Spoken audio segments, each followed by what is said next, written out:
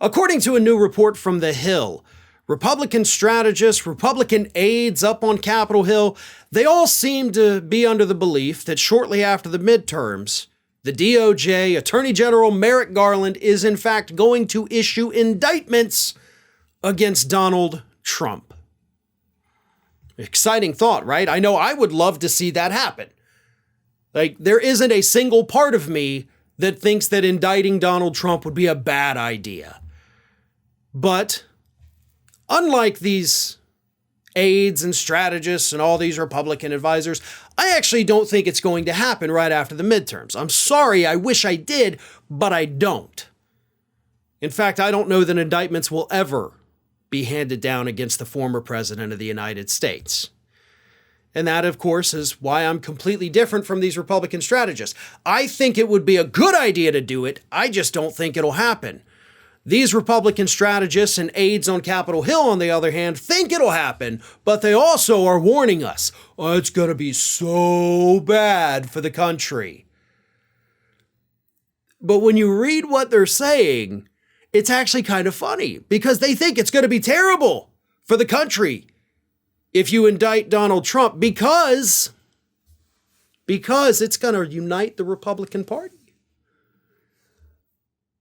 So Republican strategists, again, according to this report from The Hill, there's a link in the description. You can read it yourself and see. They think it's bad for the country if the Republican Party bands together and voters have sympathy for Donald Trump and then they support the Republican Party. Republicans think it's bad for the public to support Republicans.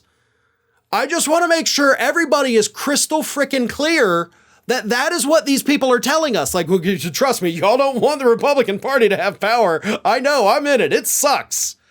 But that's what they're telling us. Let me read some of these. This is from a Republican aide who did not give their name.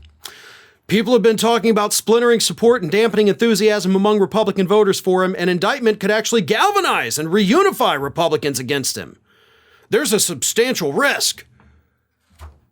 From a Republican who's literally sitting there telling us, like, trust me, y'all don't want the Republican Party to, galvanize together.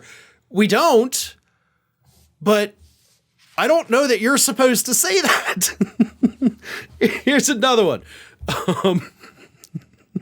I'm so sorry. These people are so dumb, they don't even realize what they're admitting to.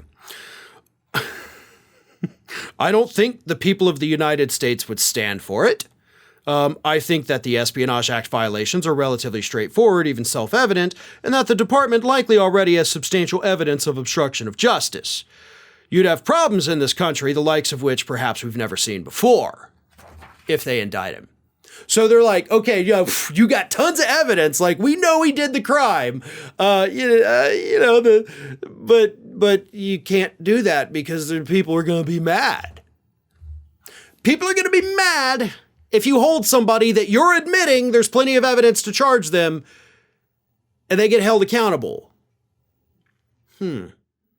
That's a new one. Then you have this comment from Vin Weber, Republican strategist. I think an indictment is a bad idea, but I think that Garland is under such political pressure by the Democratic left that it may well happen. I don't think it's a good idea, and I don't want to be misinterpreted as supporting it. If it's going to happen, though, it should happen as soon after the midterm election as possible because it complicates everybody's plans. Biden's plans, Trump's plans, every other Republican's plans. Complicates their plans. By holding a man that y'all are sitting there saying like, oh, he did it. But if you hold him accountable, I mean, the guy's got plans. What's he supposed to do? I read these quotes to you folks so that you understand how stupid the Republican Party is. Like that's honestly the one thing that brings me joy about this job is getting to sit here every single day of the week and tell you how stupid these Republicans are. They're admitting, yeah, he did it, but yeah, he shouldn't do it because, that may galvanize Republicans and then they'd maybe vote for him again and then you're all screwed. I love that you admit that your party is terrible. I love that you admit that Trump did it. I just don't agree with you that it's bad for America. Donald Trump, unlike presidents in the past, I guess the only one I'm referring to is actually Bill Clinton, did not get a boost in popularity following either of his impeachments. Bill Clinton did. After Bill Clinton was impeached, his approval rating went through the roof. Donald Trump did not. Unlike past presidents, Donald Trump did also not get a boost in his approval rating when he left office. Even George W. Bush got a massive bump in his approval rating a couple years after he was out of office. Barack Obama did too. So did Bill Clinton. So did H.W. Bush. So did Reagan.